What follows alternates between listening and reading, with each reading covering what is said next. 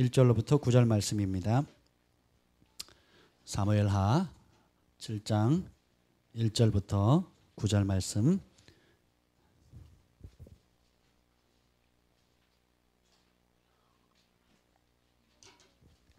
우리 한 절씩 교독하시겠습니다.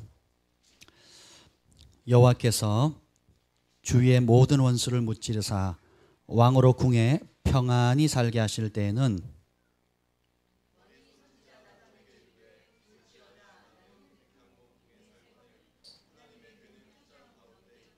나단이 왕께 아뢰되 여호와께서 왕과 함께 계시니 마음에 있는 모든 것을 행하소서 하니라. 가서 내 종 다윗에게 말하기를 여호와께서 이와 같이 말씀하시되 네가 나를 위하여 내가 살 집을 건축하겠느냐.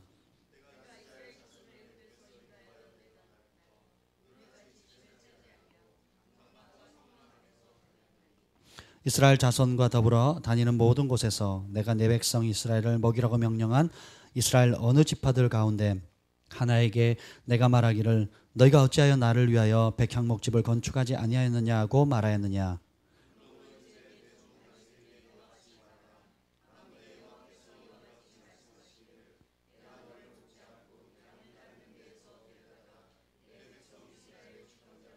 다 같이요. 네가 가는 모든 곳에서 내가 너와 함께 있어 내 모든 원수를 내 앞에서 멸하였은즉 땅에서 위대한 자들의 이름같이 내 이름을 위대하게 만들어 주리라. 아멘. 오늘 말씀의 제목은 여호와 앞에 사는 사람의 복입니다. 따라서 해봅시다. 여호와 앞에 사는 사람의 복. 그것의 열쇠가 바로 하나님 음성을 듣는 겁니다. 우리 잠시 영상을 볼 텐데 카메라도 저쪽으로 잡아주세요. 그래서 네, 카메라 한번 볼까요, 우리?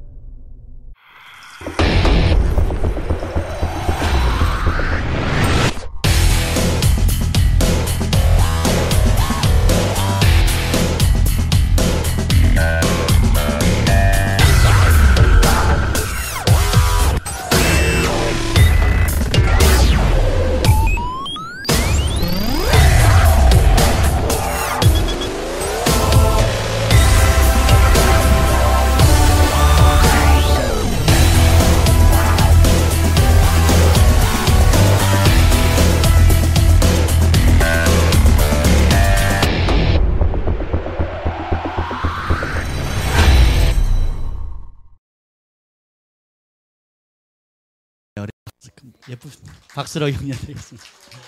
너무 잘 만들었죠? 네, 감사합니다. 우리 인생의 가장 큰 축복은 하나님 앞에 사는 것입니다. 그리고 그 하나님께서 저와 여러분과 함께 동행하기를 즐거워하신다는 겁니다.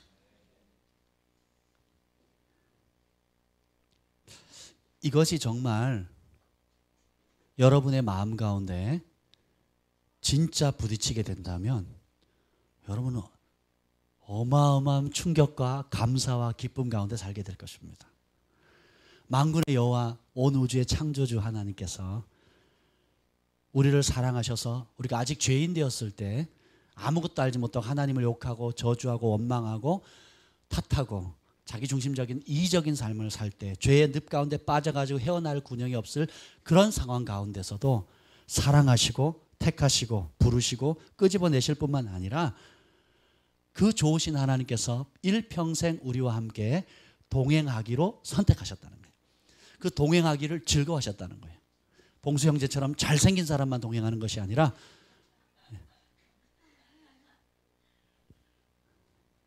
우리의 외모와 학력과 배경과 나이와 연령과 상관없이 주님께서는 누구라도 여호와를 기뻐하는 사람과 동행하기를 즐거워하셨다는 거예요. 따라서 그래서 인생은 공평하다. 여러분 인생이 불공평하다는 생각 많이 해보셨죠? 저는 어릴 때 그런 생각 많이 했어요. 내가 교장 선생님 아들로 태어났으면, 내가 존경하는 수학 선생님 아들로 태어났으면, 이게 제 소원이었어요. 나는 왜 이런 환경에서 태어났을까? 근데 하나님은 공평하신 분이세요. 시간이 말을 해줍니다. 여러분이 어떤 상황, 어떤 위치에 있다 할지라도 여러분이 그 상황에 하나님과 함께 동행하고 하나님 앞에 살기를 즐거워하면 여러분의 삶은 완전히 달라지는 것입니다. 저는 이제 계속 그 다윗의 삶을 보면서 이 사람의 인생을 한마디로 말한다면 그 사람의 성공의 비결, 그 사람이 시작도 잘했지만 마무리도 잘할 수 있었던 그 비결, 하나님 앞에 존귀하게 인정받았던 그 비결, 그리고 하나님의 사람으로 전무후무한 그 이름이 창대케 되는, 전 세계 사람 가운데 다윗의 이름을 모르는 사람이 없을 겁니다. 데이빗이라는 이름을 모르는 사람이 없어요. 그 조각상으로도 만들고, 그리고 역사 속에 회자되어지고, 그리고 일종의 그 고유명사가 돼버렸어요. 누구나 다 아는, 태양 하면 다 알듯이 다윗 하면 다 아는 겁니다. 여러분들 혹시 지식의 말씀을 전하다가 이름이 떠오르지 않으면 여기 다윗 있습니까? 이렇게 하시면 나올 확률이 많아요.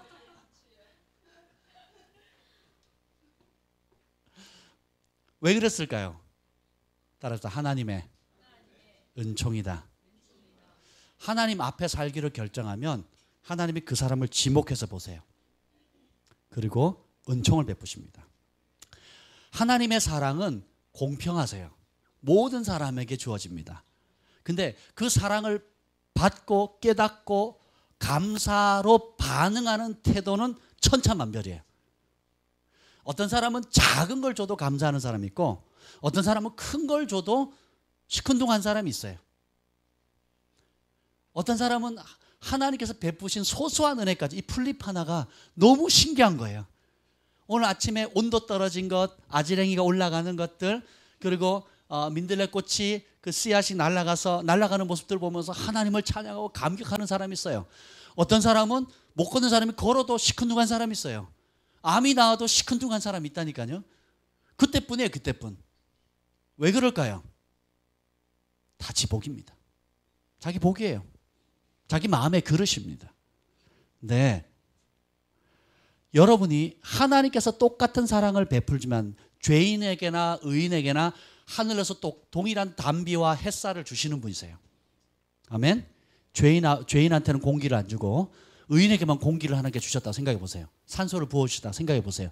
남아있을 사람이 하나도 없습니다. 의인이나 악인이나 똑같이 숨 쉴 수 있는 공기와 밟을 수 있는 땅을 주셨어요. 마실 물을 주셨습니다. 조건 없이. 아멘. 근데 그런 환경 가운데 하나님 앞에 반응하는 우리 인간의 반응은 천차만별이에요. 목이 곧아서 강박한 사람도 있고 하나님께 감사하는 사람이 있는데, 그 반응을 어떻게 하느냐에 따라서 은총이 임합니다. 작은 것에도 감사하는 사람에게는 그 사람에게 감사하는 만큼 은총이 임하는 거예요.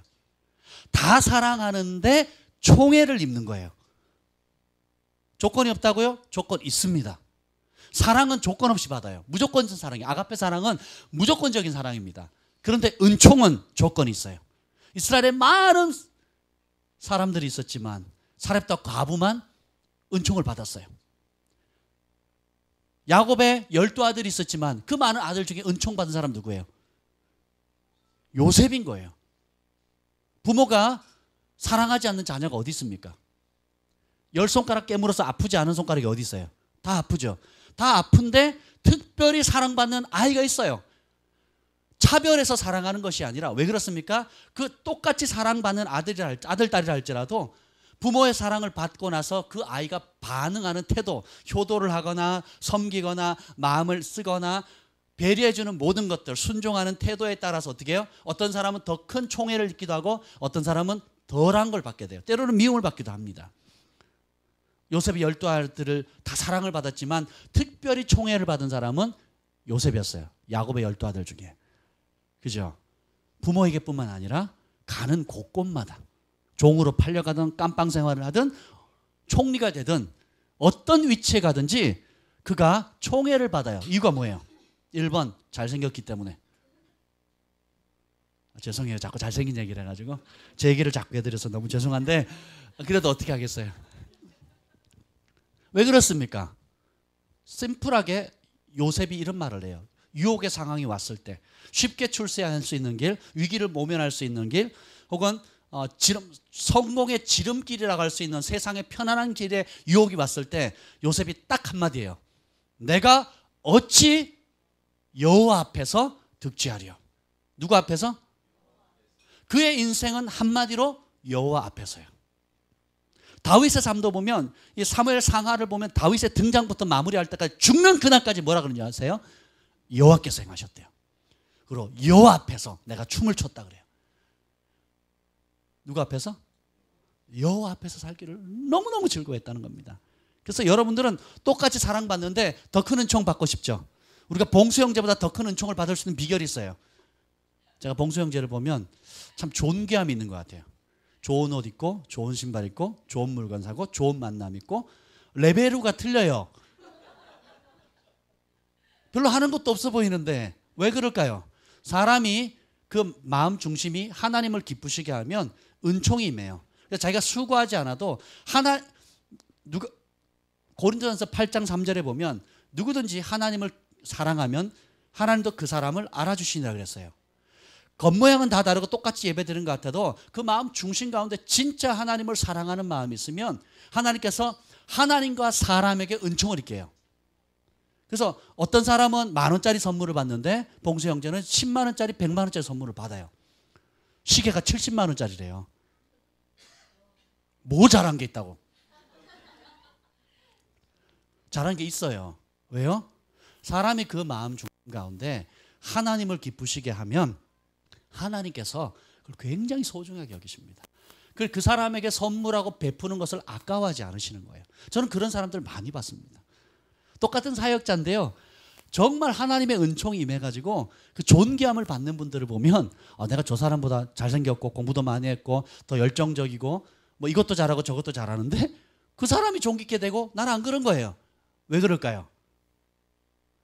여러분들이 각자가 그 중심 가운데 하나님을 사랑하는 것이 인정을 받던 혹은 여러분의 부모나 형제나 가문 가운데 정말 하나님을 기쁘시게 한 순교자가 났다든지 그의 고아와 가부를 돕는 일에 평생을 부모가 다 헌신했다든지 다윗이 헌신함으로 해서 누가 축복받습니까? 솔로몬이 복을 받아요. 솔로몬만 복을 받습니까? 다윗의 가문에 왕이 끊이지 않고 그리고 그 다윗을 통해서 메시아이신 예수님 나시잖아요.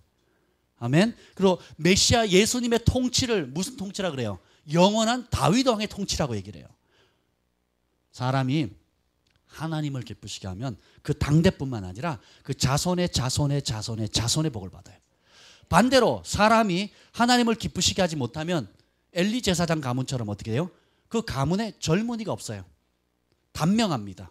그리고 제사장 직분이 잘려요. 이 사무엘하 마지막에 보면 이제 다윗이 죽고 왕위를 솔로몬에게 넘겨주려고 하는데 그 다른 아들이 반역을 일으켜서 왕권을 취하려고 할 때에 선지자 그리고 제사장과 또 권력자들이 그 반역에 가담을 해요. 근데 그 반역에 가담한 사람이 누군지 아세요? 엘리 제사장의 아들이었어요. 자손 중에 한 사람이었다고요. 왜 그러냐? 그래서 결국은 다윗이 죽기 전에 보복할 사람들을 엄명합니다. 요압 장군, 죄 없이 피 흘린 요압 장군, 왕명을 거역하고 그 요압 장군을 가만두지 마라라고 얘기를 해요. 그리고 다윗이 쫓겨날 때 저주했던 시므이를 내가 여호와 앞에 맹세해서 내 손으로 죽이지 않겠다 했기 때문에 나는 죽이지 않는다. 그러나 솔로몬 너는 지혜로운 자니까 처리해라 이렇게 얘기를 해요. 그리고 또 한 사람이 뭐냐면 제사장 중에 아비아달이라고 하는 제사장이 있는데 그가 반역에 가담을 해요. 그래서 어떻게 되냐? 결국은 죽지는 않는데 왜냐? 다윗 왕이 어려웠을 때 도왔거든요. 그것 때문에 은총을 받아요. 그러나 제사장 직분이 영원히 파면됩니다. 엘리 제사장에게 임했던 저주가 자손에게 그대로 가는 거예요. 왜 그렇습니까? 그 자손도 아버지가 했던 조상 대대로 해왔던 그 하나님을 거스리고 하나님 주신 그 존귀한 제사장의 직분을 소중히 여기지 않는 그 나쁜 흐름을 받았기 때문에 그래요. 그래서 자기도 그 복을 받습니다. 그 저주를 받는 거예요. 마찬가지입니다. 여러분들 결국은 어느 쪽이든지 선택하게 돼 있어요. 하나님 앞에 진실하게 삶으로 믿음의 가문, 축복의 가문, 은총과 존귀의 가문을 일으킬 것인가, 아니면 내 임의대로 잠깐의 내 발 앞에 놓인 이익과 유익을 위해서 삶으로 여러분 가정 가운데, 개인 가운데 저주를 불러들일 것인가, 그 선택은 따라합시다. 나에게 달렸다. 아멘. 그래서 오늘 여러분에게 잠깐 나누고 싶은 것은 사람이 만약에 하나님 앞에 살게 되면 어떤 축복을 받게 될 것인가, 이걸 좀 나누고 싶어요. 아멘. 7장 1절에 보면 함께 읽어보겠습니다. 7장 1절 시작.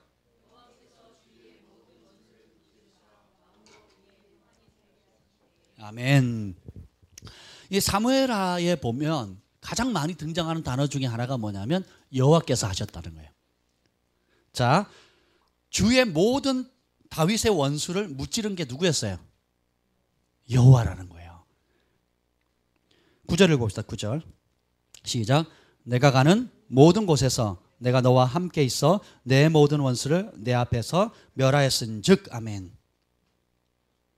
다윗이 가는 모든 곳에 다윗과 함께해서 다윗의 모든 원수를 다윗 앞에서 멸하게 하신 분이 누구예요?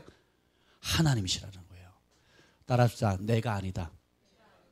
이것만 알아도요, 여러분 겸손해질 수밖에 없어요. 겸손한 자에게 하나님 은총을 베푸신다 그랬죠. 교만하면 대적하시고, 겸손한 자에게는 은혜를 베푸시는 겁니다. 내가 했다라고 하는 순간, 나를 위하여 자기를 위한 기념비를 세우는 그 순간 하나님의 대적자가 되는 겁니다. 근데 여호와께서 하셨습니다. 여호와께서 은혜 베푸셨습니다. 지금 이 자리 이 순간까지 하나님께서 은혜를 베푸신 겁니다라고 중심으로 믿으면 하나님께서 은혜를 베푸십니다. 아멘. 여러분들이 똑똑해서 좋은 대학을 나온 게 아니에요. 하나님께서 지혜를 주신 것입니다.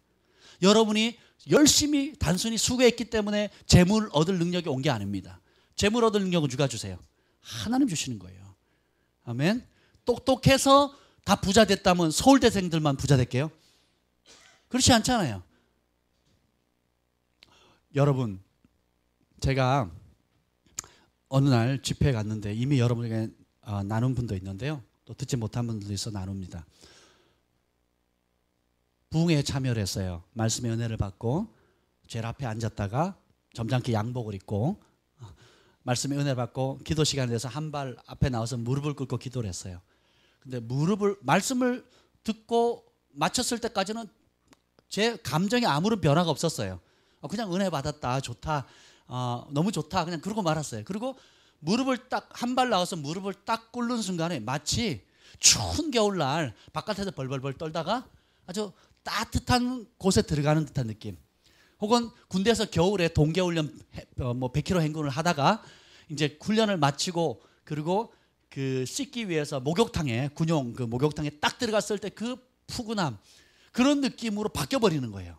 그 한 발 사이에 의자에 앉았을 때와 무릎을 꿇을 때의 딴 세상인 거예요. 그러면서 제 영이 탄식을 하는데 이렇게 탄식을 합니다. 하나님, 나는 아무것도 아닙니다. 예수님뿐입니다. 나는 아무것도 아닙니다. 예수님뿐입니다. 이 탄식을 무려 1시간 반을 하는 거예요. 그래서 마치 제 몸이 어떤 모양이냐면 죽은 문어같이 돼버렸어요. 죽은 문어. 처음에는 막 견딜 수 없으니까 막 떼굴떼굴 구르고 싶은데 주변에 사람들이 막 꽉꽉 앉아 있으니까 구르지도 못하고, 그리고 제가 정신은 너무 말똥말똥한 거예요. 정신이 너무 말똥말똥, 내가 왜 이러지? 내가 왜 이러지? 그러고 있는 거예요. 절제해야지. 그럼 절제가 돼요. 눈물 콧물을 막 쏟아내는데 내가 절제해야지. 그럼 딱 절제가 되는 거예요. 근데 그 찬양 가운데 예수님, 십자가, 그 하나님 이러면 막 또 내용이 막 그런 거, 내가 아닙니다. 예수님입니다. 나는 아무것도 아닙니다. 예수님뿐입니다. 이러고 있는 거예요. 1시간 반 동안 막 진짜 죽은 문어처럼 막 그런 곡소리를 내면서 막 우는 겁니다. 그게 다였어요. 그때 제가 깨달았어요. 하나님은 자신의 영광을 그 어떤 우상이나 피조물에게, 인간에게 조금도 빼앗기지 않는 분이라는 걸 그때 깨달았어요. 사람이 진짜 하나님을 사랑하고 진짜 하나님 앞에 살면 진짜 하나님의 복을 받습니다. 아멘. 여러분의 삶을 한번 돌이켜 보세요. 그리고 저의 삶을 한번 보십시오. 제가 무슨 배경이 있습니까? 아니면 무슨 내놓을 만한 여러분 앞에 뭐 이렇게 자랑할 거리가 있나요? 배경이 없는 사람이에요. 저는 농부의 아들로 태어나서 광부의 아들로 자랐고, 그리고 이렇게 뭐 사람들처럼 염치가 있어서 줄서기를 잘하거나 정치력이 있어가지고 뭐 이렇게 좋은 사람 뒷줄 서고 뭐 이런 걸 잘 못해요. 뇌물을 써본 적도 없고, 그리고 이력서 써본 적도 없고, 사람 찾아다녀 본 적이 없어요. 그런데 하나님께서 은총을 베풀어 주시는 거예요. 이 교회가 세워진 것도 값없이 주어진 은총이에요. 저 이 건물을 얻기 위해서 이 건물을 주신 분한테 가서 사바사바하고 제발 좀 달라고, 내가 제발 좀 빌려라도 달라고 그랬습니까? 아니에요. 그냥 그분이 뜬금없이 저한테 오셔서 하는 말씀이 그래요. 2006년도에 만났는데, 5년도인가 6년도에 만났는데, 지금부터 한 9년 뭐 8년 전이죠. 그때 만났는데 제가 그냥 라이드 한번 해드렸어요. 캐나다에서 공항 그 컨퍼런스 장소에서 호텔까지. 한국은 버스나 택시를 쉽게 타는데 캐나다는 타기 어렵거든요. 또 영어가 안 되면 어렵고. 그래서 제가 불편함을 아니까 라이드 한번 해드렸어요. 중간에 햄버거 한번 사드렸습니다. 그게 다였어요. 근데 그분이 저의 사명은 박 목사님을 한국에 알리는 겁니다. 그래서 피식 하고 웃었어요. 전부 다 유학생의 배경 없는 사람을 알리기 뭘 알려요? 알릴 게 뭐가 있겠어요? 근데 말씀이라도 고마운 거예요. 그렇잖아요. 세상에 처음 본 사람한테 그런 거예요. 저의 사명은 박 목사님을 한국에 알리는 겁니다. 그리고 그렇게 하셨어요. 한국에 내노라 하는 숨은 지도자를 소개해 주시기 시작한 거예요. 그리고 그것이 계기가 돼가지고 폭발적인 관계의 문들이 열리게 되는 겁니다. 아멘. 가는 곳마다 은총의 자리가 열리는 거예요. 아멘. 그래서 그러니까 내가 노력해서 도저히 만날 수 없는 사람들, 그리고 내가 수고해서는 도저히 어떻게 접근 불가능한 사람들을 너무 가까이 친구처럼 만나게 되는 거예요. 따라서 사람이 하나님을 기쁘시게 하면 하늘의 은총이 임한다. 아멘. 제가 자랑을 굉장히 많이 하는 것 같잖아요. 그죠? 따라서 하나님이 아니시면 있을 수 없는 일이다. 저는 팔불출 소리 들어도 좋고, 아유 목사님 너무 잘난 척 하시네요 해도 좋아요. 저 중심은 하나님 보십니다. 하나님께서 나 같은 인간을 통해서 어떤 은총을 베푸셨고, 어떤 은혜를 베푸셨고, 어떻게 존귀하게 하셨는지를 저는 나누는 것에 부끄럽지 않습니다. 어떤 사람은 그런 저보고 이렇게 교만하다고 대놓고 얘기한 사람이 있어요. 그러거나 말거나. 그 사람 눈에 교만한 거지, 저는 하나님 앞에 하나님이 하신 일을 하나님이 하셨다라고 얘기를 하는 거예요. 여러분도 마찬가지입니다. 찬양이 무엇입니까? 하나님께서 내 삶을 통해서 행하신 일을 하나님이 하셨다고 얘기하는 거예요. 그래서 여러분 간증하기를 부끄러워하지 마셔야 됩니다. 간증하지 않는 것을 부끄러워하셔야 돼요. 하나님께서 부족한 나를, 부족한 여러분을 통해서 놀라운 기적을 행하시고 공급하시고 지혜 주시고 은총 베푸시고 만남 주시고, 그래서 거름더미에서 왕궁으로, 거지에서 찬란한 귀족 같은 그런 하나님의 사람으로 세운 것에 대해서 그분이 하셨다, 주님이 하셨다, 내가 아닙니다, 내 지혜, 내 힘, 내 능력이 아닙니다 고백하는 걸 하나님 기쁘게 받으시는 거예요. 그것이 찬양입니다. 노래를 잘하는 게 찬양이 아니에요. 그런 놀라운 일을 행하신 하나님을 내 마음 가장 중심의 고백으로 아뢰는 것이 찬양입니다. 그것이 사람 앞이든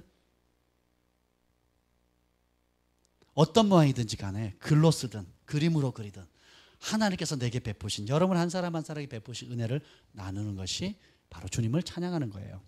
아멘. 그래서 다윗은 일평생 따라서 합시다. 하나님 앞에, 하나님을 위해, 하나님과 동행하기를 즐거워했다. 처음에 제가 신앙생활할 때 주님을 사랑했지만 때로 어떤 말씀을 너무 좀 심하다. 제일 어려웠던 게 친구 끊는 거예요. 어려웠어요. 영혼들 사랑하라 그러셨는데, 잃어버린 영혼 사랑하라 그러는데 이 잘못된 친구 끊는 게 참 어려웠어요. 인간적인 생각이 안 빠지니까 처음에는 하나님 말씀을 지키는 게 율법 갖고 이것도 해야 되고 이것도 하지 말아야 되고 또 어떻게 해야 되고 하지 말아야 되고 막 갈수록 성경을 읽으면 읽을수록 막 족쇄가 이렇게 쫙 조이는 거예요. 주일날 어디 뭐 여행도 못 가고 그리고 하여튼 뭐 모든 것이 막 제약인 것 같아요. 막 이것도 못 하고 저것도 못 하고 하고 싶은 거 못 하고 하기 싫은 것도 해야 되고 그러니까 모든 게 막 이렇게 조이는 무슨 종교처럼 느껴졌어요. 그런데 주님을 알아가고 하나님 말씀을 깨닫고 그분의 원래 의도하신 바를 알아보니까 이 말씀 안에 있는 길을 벗어나면 벗어나는 그 순간이 지옥이라는 걸 알았어요.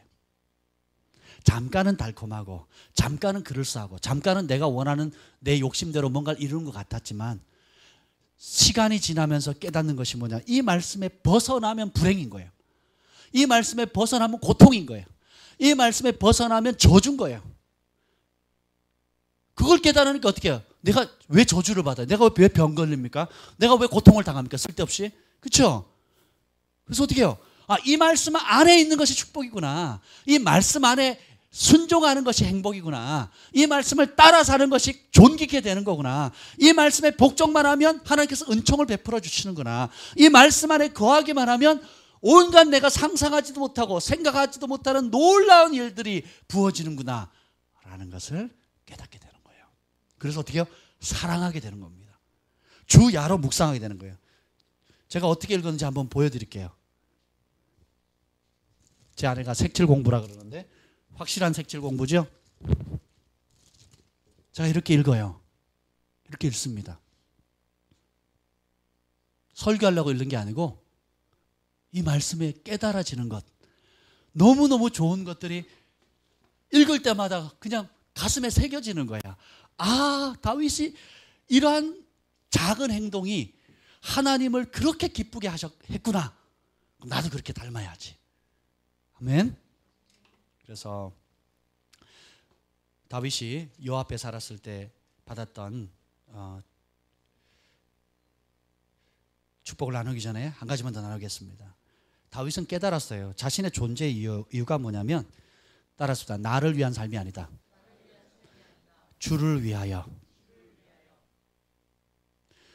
여기 사무엘 상하를 쭉 보면 반역을 일으킨 사람들에게 성경 공통적으로 기록하는 단어가 있어요. 그게 뭐냐면 따라서 자기를 위하여. 우리의 삶은 둘 중에 하나입니다.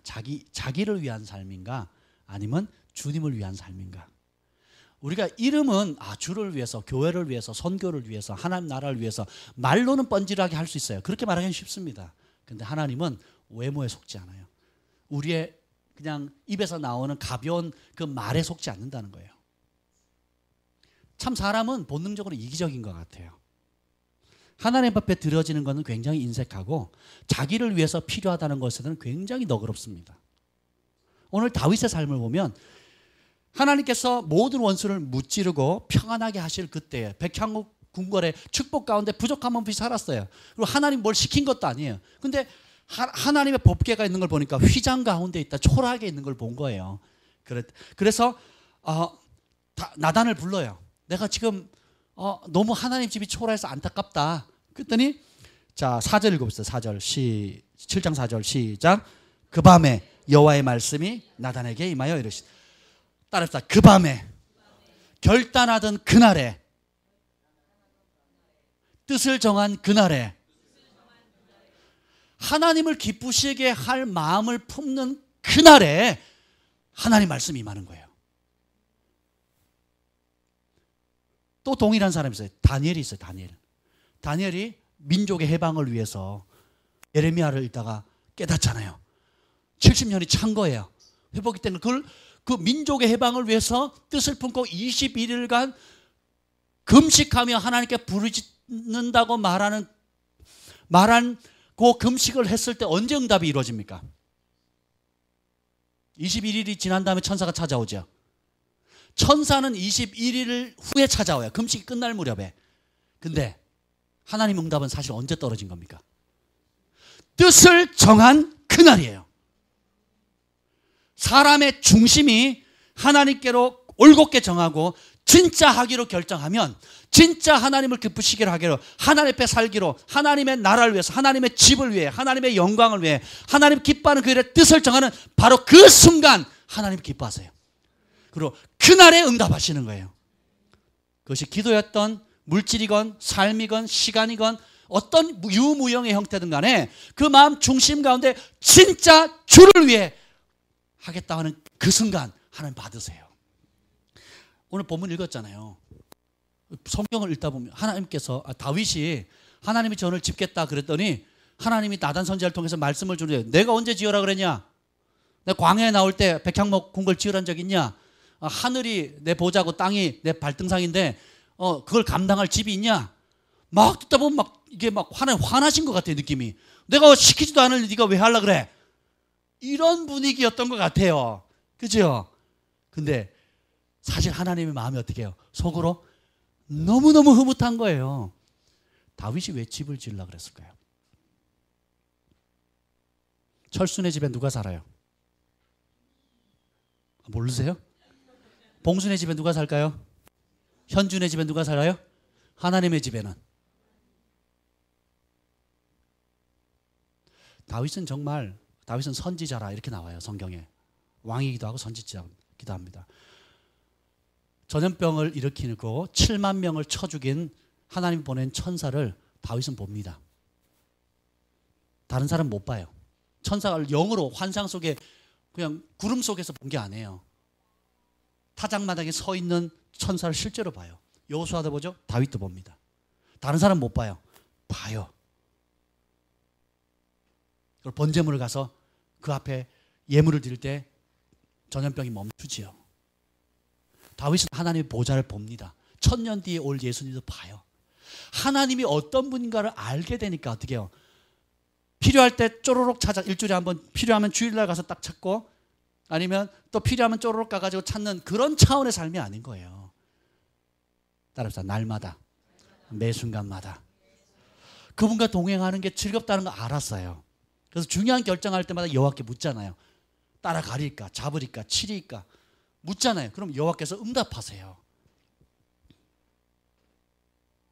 하나님께서 그러할 사람을 찾고 계십니다. 그래서 가만히 생각하니까, 하나님의 집을 지어놓으면 내가 가까이 지낼 수 있겠구나. 그 전에서 내가 영원히 살 수 있겠구나. 시 24편 7절, 내가 여호와께 구하였던 한 가지 일, 곧 그 일을 내가 구하리니. 뭐예요? 여호와의 전에서 영원히 그분의 아름다움을 보는 거예요. 성전을 크게 건축해가지고 내가 이만한 능력 있는 사람이야, 내가 이렇게 성공한 목회자야, 내가 이렇게 영향력 있는 사람이야 라고 내세우려고 지은 게 아니에요. 여호와의 전에서 뭐 한다고요? 하나님의 아름다움을 영원히 앙망하는 거예요. 그리고 그의 소원은 뭐예요? 영원히 여호와의 집을 떠나지 않는 겁니다. 악인의 궁궐의 첫날보다 여호와의 장막에 한 날이 더 좋다는 거예요. 여러분들 그러시죠? 아멘. 세 분 아멘. 그래서 어떻게 해요? 첫 번째는 자신의 존재 이유가 나를 위한 삶이 아니었어요. 사울왕은 자기를 위해 삽니다. 그리고 자기를 위한 기념비를 만들어요. 그리고 그 위에 반역을 일으키는 모든 사람들의 공통점은 뭐냐면 자기를 위해 삽니다. 근데 다윗은 여호와를 위해 삽니다. 그리고 사람들은 자기 집을 세우려고 해요. 내 집을 세우려고 해요. 근데 다윗은 주의 집을 생각하는 거예요. 한번 봅시다. 11절 읽어봅시다. 11절 시작. 전에 내가 사사에게 명령하여 내 백성 이스라엘을 다스린 때와 같지 아니하게 하고 너를 모든 원수에서 벗어나 편히 쉬게 하리라. 여호와가 또 내게 이르노니 여호와가 너를 위하여 집을 짓고.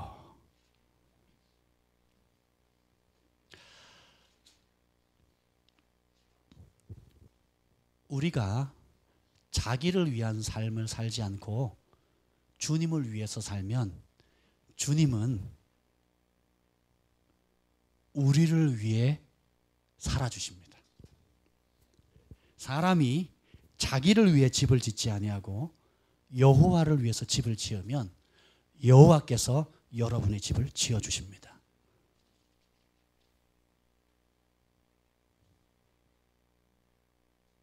그래서 나는 주를 위해, 주는 나를 위해. 나는 주의 집을 짓고 주님은 나의 집을 짓는 거예요. 그래서 예수님께서 뭐라 그랬습니까? 쓸데없는 걱정하지 마라. 노후 걱정, 연금 걱정, 장래 걱정하지 마라. 너희는 먼저 그의 나라와 그의 의를 구하라. 그러면 너네가 걱정하는 모든 것 덤으로 주겠다. 사람이 진짜 하나님을 기쁘시게 하면, 진짜 하나님을 사랑하면, 진짜 하나님을 위해 하나님의 집을 지으면 진짜 하나님이 여러분을 위하세요. 그리고 하나님이 여러분의 집을 지어요. 하나님이 여러분의 사업을 짓습니다. 하나님이 여러분의 자녀를 지어요. 하나님이 여러분의 인생을 짓습니다. 아멘. 근데 우리는 찌꺼기를 드리는 삶에 너무 익숙해요. 자기를 위해서는 펑펑펑 씁니다. 근데 하나님께 나아갈 때는 찌꺼기를 드려요. 다윗은 최상의 것을 하나님께 드립니다. 율법에 의하면 제물은 무조건 최고의 것을 드려야 돼요. 예물은 무조건 최고의 것을 드려야 됩니다. 우리 가운데, 글파 식구들 가운데 헌금을 매주 하는데 1,000원짜리든 5,000원짜리든 10,000원짜리든 새 돈으로만 매주 하는 분이 계셔요. 그 가정이 있습니다. 굉장히 도전받습니다. 제가 어릴 때 그렇게 교육을 받았었거든요. 어렸을 때. 그걸 볼 때마다 짠한 거예요. 액수와 상관없이 짠한 겁니다. 근데 어떤 헌금은 늘 구겨져서 들어오는 헌금이 있어요. 액수는 그쪽이 더 많아요. 근데 생각을 한번 해보세요. 우리가 선물을 할 때, 포장을 할 때 뭐 그냥 아무 쓰레기 봉투나 해가지고 할 수는 없잖아요. 작은 선물을 할 때도 정성이 담으면, 그렇죠? 제가 율법적으로 이건 꼭 그렇게 해야 됩니다. 새 돈 바쳐야 됩니다. 이런 얘기를 하는 게 아니에요. 예물을 작은 것을 하나 드리더라도 어떻게 해요? 마음을 담아서 하나님께 최고의, 똑같은 1,000원짜리인데 정성을 담아서 드리는 것과, 그죠? 그냥 찌꺼기 드리듯이 혹은 남는 거 어쩌다 드리는 것은 전혀 다른 거예요. 우리의 삶도 마찬가지라는 겁니다. 우리의 인생도 마찬가지라는 거예요. 하나님 앞에 여러분의 보이지 않는 유무형의 하나님께서 베푸신 은총의 선물들이 있어요. 은사와 능력과 재능과 재물 얻을 능력을 여러 가지를 주셨어요. 그럴 때 중심에 여 앞에 사는 사람은 찌꺼기를 드리거나 남는 것 드리는 것이 아니라 최고의 것을 드리기로 결정하시길 바랍니다. 그러면 여러분이 찌꺼기 주면 하나님도 찌꺼기 주는 거예요. 여러분이 최고의 것을 드리면 하나님은 최고의 것을 드립니다. 자기를 위하면 하나님도 자기를 위하세요. 근데 여러분이 자기를 위한 삶을 버리고 주님을 위한 삶을 살면 주님이 여러분을 위해 살아가요.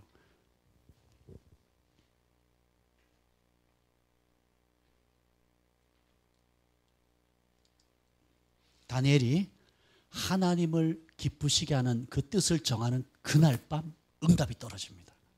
다윗이 자기는 하나님의 집을 짓겠다고 하는 그 뜻을 정하는 그날, 이 땅에 사는 그 어떤 사람도 그런 생각을 해본 적이 없어요.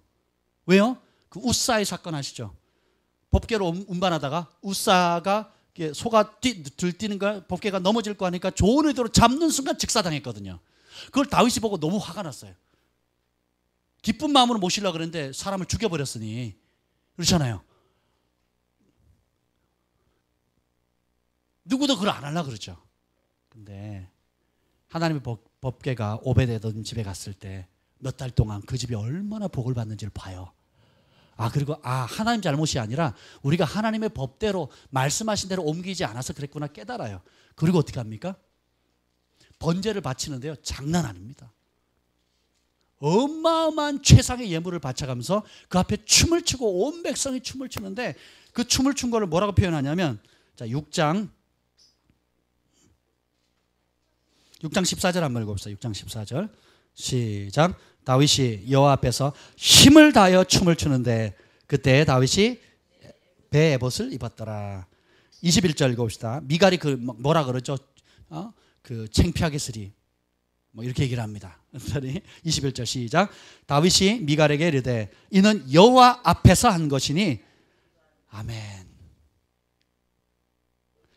계속 읽어봅시다. 그가 내 아버지와 그의 온 집을 버리시고 나를 택하사 나를 여호와의 백성인 이스라엘의 주권자로 삼으셨으니 내가 여호와 앞에서 뛰놀리라. 아멘. 하나님께서 자기에게 승리 주셨다는 거예요. 하나님이 여러분에게 이 자리까지 인도하신 겁니다. 하나님이 함께하지 않았다면 이 자리에 못 있을 사람도 많고 이미 죽었을 수 있는 사람도 꽤 있습니다. 하나님이 함께하셨기 때문에 여러분이 이 자리에 있는 거예요. 여러분이 원하는 수준만큼 됐는지 아니면 그 이상일지 모르겠어요. 그러나 여러분이 인정하든 인정하지 않든 하나님께서 보호하셨고 지키시고 공급하셨기 때문에 이 자리에 오게 된 거예요. 아멘. 하나님이 하셨다는 걸 알기 때문에 어떻게 해요? 내가 여호와 앞에 뛰논다는 겁니다. 그분께 감사한다는 거예요. 할렐루야. 그 다음 22절 읽읍시다. 22절 시작. 내가 이보다 더 낮아져서 스스로 천하게 보일지라도 내가 말한 바 계집종에게서는 내가 높임을 받으리라 한지라. 이보다 더 천해 보일지라도 더 왕의 품위에 맞지 않는다 할지라도 난 하겠다는 거예요. 누구 앞에서? 여호와 앞에서. 사람들 앞에는 천해 보이고 사람들 앞에는 추해 보이고 사람들 앞에는 자랑하고 자기 잘난 것처럼 보인다 할지라도 신경 안 쓴다는 거예요. 누구 앞에서? 여호와 앞에서 쓴다는 겁니다. 아멘. 제가 자랑하는 거에 대해서 너무 심려하지 마십시오. 저는 예수님이 아니면 아무것도 아닙니다. 주님이 아십니다. 아멘. 저만 그런가요? 이렇게 여호와 앞에 사는 사람, 여러분 그렇게 좀 뜻을 정하셨으면 좋겠어요. 하나님 앞에 거래하는 삶을 좀 살지 않았으면 좋겠어요. 이렇게 해주면 이렇게 해주고 저렇게 해주면 저렇게 해주고 1억 주시면 내가 1,000만 원 헌금하겠다고 이딴 식으로 좀 거래하지 마세요. 아니 누구 손해인데 그러면 누구 손해요? 하나님 손해요. 하나님 1억 주고 1,000 받으면 9,000 손해인데 그렇잖아요. 9,000이 아니지 더 손해인 거죠. 그죠? 그런 식으로 좀 거래하지 마세요. 우리의 삶, 전 태어나게 하신 분도 주님이고 여기까지 인도하신 분도 주님이고 남은 여생 이끄실 분도 주님이세요. 그래서 주님 앞에 사람이 여호와를 기쁘게 하면 원수도 돌아오거든요. 여호와 앞에 살기로 결단하시길 바랍니다. 그래서 정말 여러분 인생에 복을 받고 승리할 수 있고 사람에게 하나님의 은총을 받을 수 있는 비결은 사람보다 여러분 주변에 있는 사람보다 하나님이 더 크게 인식되는 만큼 여러분은 축복을 받습니다. 때로 우리가 예수님의 이름을 나타내기 부끄러워할 때가 있잖아요. 또 그걸 감추고 싶을 때가 있잖아요. 또 혹은 그걸 드러내기를 주저할 때가 있잖아요. 또 혹은 그런 사실이 드러날까 봐 내가 예수 믿는 사실이 드러날까 봐 부끄러운 행동을 할 때도 가끔 있지 않나요? 근데 사무엘상하 전체 모든 다윗의 용사들은 여호와의 살아계심을 두고 행동합니다. 따라서 내 하나님이 오늘도 살아계십니다. 살아계심을 믿고 행동하는 거예요. 살아계심을 믿고 맹세하고 살아계심을 믿고 행동하는 거예요. 그리고 그분의 능력을 힘입어서 이 뒤에 보면 다윗의 용사가 세 용사 뭐 용맹한 용사들이 나오거든요. 이야 보면 정말 두려움 없는 사람들이에요. 거인들을 무찌르고 혼자서 뭐 800을 감당한 사람도 있고. 이야 그죠? 저는 경환이가 덤벼도 지금은 감당이 안 될 것 같아요. 근데 혼자서 이야 대단하죠. 근데 그들이 어떻게 그런 일을 하느냐? 다윗이 여호와를 힘입고 골리앗 거인을 무찌르는 걸 봤어요. 그리고 다윗보다 강한 적들이 많았을까요? 적었을까요? 많았어요. 많았는데도 여호와를 힘입어서 묻고 듣고 순종함으로 나갔을 때 승리 주는 걸 봤어요. 요압 장군이 아비새를 데리고 전쟁을 나가는데 숫자가 게임이 안 되는 거예요. 블레셋과 싸우는데 게임이 안 되는 숫자인 거예요. 그래서 요압 장군이 전략을 냅니다.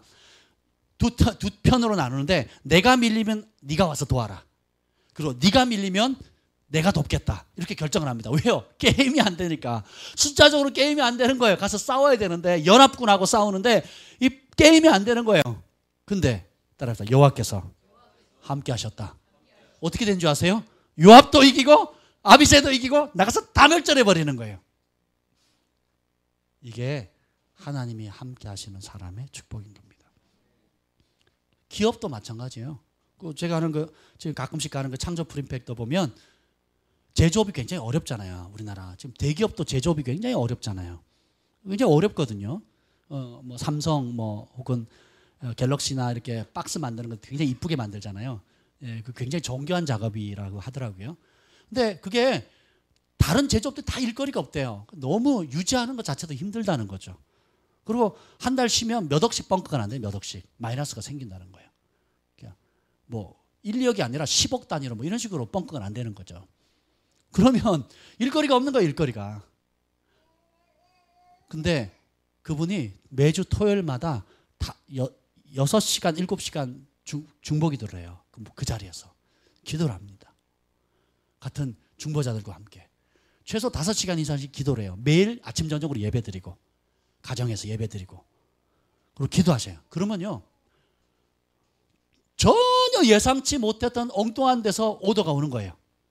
그래가지고 그 전달에 마이너스 났던 것보다 월등히 채워버리는 거예요. 할렐루야. 그래서 몇 년째 흑자예요. 제가 안 이후로는 계속 흑자인 겁니다. 중간중간에 한 달 쉬고 2달 쉴 때도 있었음에도 불구하고 1년을 딱 계산해 보면 무조건 흑자인 거예요. 그래서 빚을 계속 갚아 나가는 겁니다.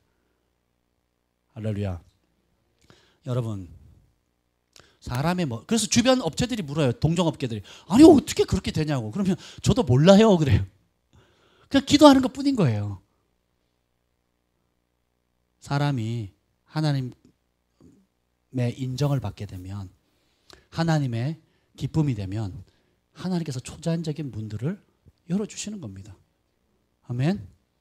제가 지금 대리점 사장님이 됐잖아요. 기분 나쁘세요? 목사님 그러시면 되냐고요? 신경 안 씁니다 저는. 제가 한 게 아니에요. 그냥 떠밀려 된 거지. 할렐루야. 그것도 모자라가지고 이제 지점장 시켜준대요. 그냥 자리에 앉아있기만 하래요. 자리에 앉아있기만. 그래서 선교하재요. 그래서 하나님 나라 확장하는 일에 탈북자들 세우고 탈북자들 후원하고 탈북자들 밀어주재요. 마이시 차부다 목사님이 그 비전을 가지고 있는 김연호 목사님을 딱 만나더니요. 한 10년 만에 몇 년 만에 만났을 거예요. 몇 년 만에 만났는데 그 자리에서 돈을 쓰더라고요. 보니 차부다 사모님. 제가 눈 봤어요. 큰 돈이었어요. 왜 나한테는 안 주시고 저분한테 주실까? 내가 소개했는데 왜 나한테는 안 주시고 그분한테 소개해 주실까? 내가 더 잘생겼고 더 열정적이고 내가 소개했는데 왜 저분한테 주실까? 진짜 그런 생각이 들었어요. 진짜로 솔직하게. 난 저 돈이 필요한데, 저 돈이면 내가 좋은 일 쓸 수 있는데. 사람은 그렇게 되는 게 아니에요. 우리가 김연호 목사님이 탈북자들과 북한의 동포들을 위해서 꿈을 꾼 겁니다.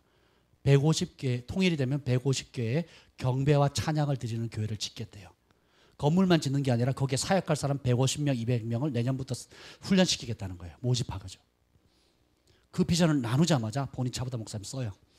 그걸 마이시 차보다 목사님한테 보여드려요. 그래서 마이시 차보다 목사님 보더니 끄떡끄떡 하는 거예요. 이 보니 차보다 목사님 가서 그 돈을 그대로 가져오는 거예요. 그 자리에서 주는 겁니다.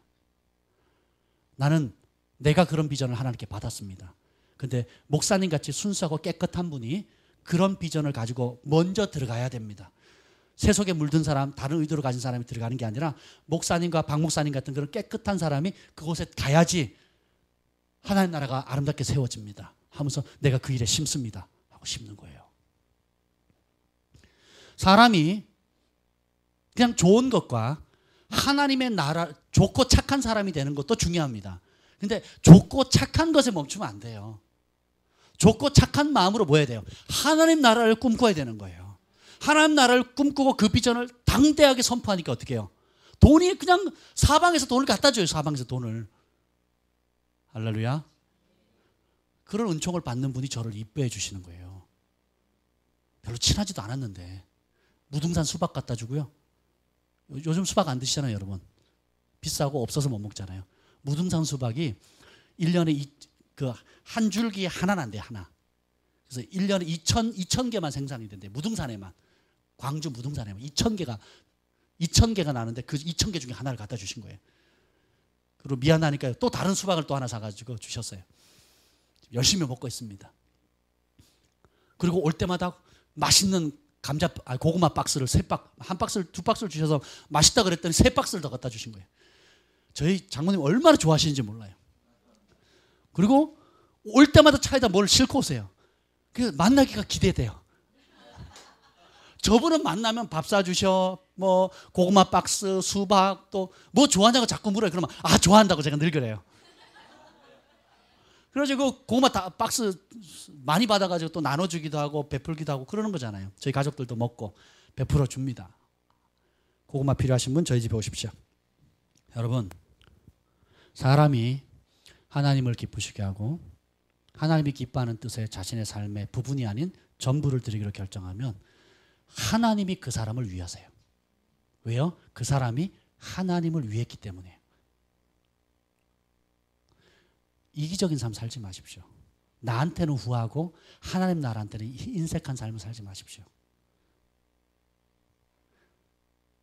제 영어로 계속 부딪히는 것은 그것입니다. 하나님, 내가 더 이상 찌꺼기 드리는 삶을 살아서는 안 되겠습니다. 하다 남은 것, 내가 좀 여유 있고 내 삶이 다 안정되고 편안한 그 상황 가운데 모든 게 다 이루어지고 이제는 걱정 없다 하는 그때에 남는 무엇을 드리는 삶을 살고 싶지 않습니다. 주님. 이스라엘의 과부가 얼마나 많았더냐 예수님 말씀하셨죠. 그 많은 과부 중에 이스라엘의 그 많은 과부 중에 아무도 복받은 사람이 없대요. 이방인 여인이 선지자를 대접해요. 뭘? 자기가 가지고 있는 마지막 전부를 드리는 거예요. 그래서 어떻게 해요? 죽는 날까지 물질이 떨어지지 않는 어마어마한 재정의 복이 많은 겁니다. 하나님은 그런 사람을 찾고 계신다는 거예요. 이곳에 그런 사람들이 있어요. 너무 감사해요. 저는 그런 분들 때문에 자다가도 제가 눈물이 나요. 진짜로 감격해서. 근데 그런 사람이 소수여서는 안 됩니다. 기본이 돼야 돼요. 그냥 출발점이 돼야 되는 거예요. 저도 그래야 되고 글로벌 파이어에 있는 모든 분들은 하나님을 향해서 다윗처럼 그러한 마음으로 살기를 예수님으로 축복합니다. 내 머리로 수고해가지고 복 얻어서 자기 잘난 맛에 사는 게 아니고 또 내 머리로 했다가 망해서 하나님을 원망하는 삶이 아니라 주신 분도 하나님이시고 취하시는 분도 하나님을 믿고 적신을 왔다가 적신으로 간다. 벌거벗은 모습으로 왔다가 벌거벗은 모습으로 가는 우리의 삶이기 때문에 주님이 우리를 위해서 전부를 드린 것처럼 우리도 주님을 위해서 전부를 드리는 삶을 드리기를 즐거워하는 사람들이 우리 글로벌 파이어 교회 식구들의 기본이 되었으면 좋겠어요. 높은 차원이 아니라 제자 훈련 받고 10년, 20년, 40일 금식 한두 번 한 다음에 내리는 결정이 아니라 지금 오늘 이 순간에 그런 삶을 살았으면 좋겠습니다. 제가 하나님의 기업가들을 세워야겠다고 마음을 먹으니까 공급의 근원들이 확장되어지는 것을 느낍니다. 내가 내 필요를 달라고 하면 내 필요가 와요. 아멘. 하나님 이것도 필요하고 저것도 필요하고 이것도 필요하고 저것도 필요해요. 그러면 뭐가 와요? 하나님께서 응답하시고 나의 필요를 채워줘요. 그렇죠? 그런데 하나님의 기업가들을 세워야 될 것 같습니다. 그것이 하나님 뜻이에요. 그걸 알았어요. 하나님 기업가를 세워야겠습니다. 그 비전을 삽니다. 품습니다. 기도합니다. 그랬더니 어떻게 돼요? 하나님의 기업가들을 세울 수 있는 재정의 물꼬들이 열릴 조짐들이 보입니다. 그리고 그게 앞으로 열리게 될 거예요. 그럼 저는 그럴 겁니다. 내가 수고해서 지혜롭게 해서 얼마나 내가 성공했느냐를 자랑하고 싶지 않습니다. 저는 나의 작은 섬김과 또 사람이 여호와를 위해서 하나님의 나라를 위해서 먼저 그의 나라와 그의 의를 구하는 뜻을 정한 사람을 내가 세워서 축복함으로 인해서 얼마나 나보다 훌륭한 하나님의 기업가들이 우죽순 일어나는 것들을 자랑할 것입니다.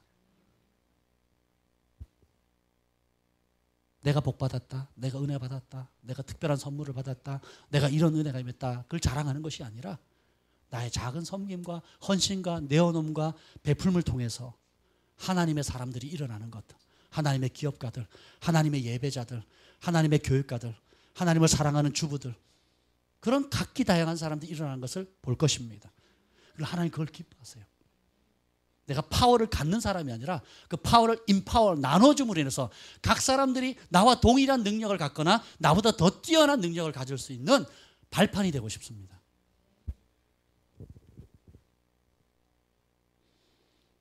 사무엘하 마지막에 보면 다윗의 용사들이 나오는데 다윗보다 더 탁월해요. 다윗은 개인이 죽인 사람의 명단을 보면 200명이 최대인 것 같아요. 200명을 넘지 못한 것 같아요. 자기 혼자서 가서. 근데 다윗의 용사는 뭐 700명, 800명, 300명. 대단하지 않습니까? 그리고 다윗이 골리앗을 거인을 죽였잖아요. 그걸 본 다윗의 용사들도 골리앗을 죽여요. 할렐루야. 이게 진짜 하나님의 은총을 받은 자의 축복입니다. 내가 복을 받은 것도 기쁘지만 더 큰 기쁨은 뭐예요? 나와 함께하는 하나님의 가족들, 나와 함께하는 나의 용사들, 나의 비전을 함께 사는 모든 가족들이 나처럼 혹은 그 이상의 복이 되어서 또 다른 골리앗의 5 형제를 무너뜨리는 사람으로, 나는 200명을 쓰러뜨렸지만 내 제자는 700명, 800명을 단칼에 쓸어버리는 거예요.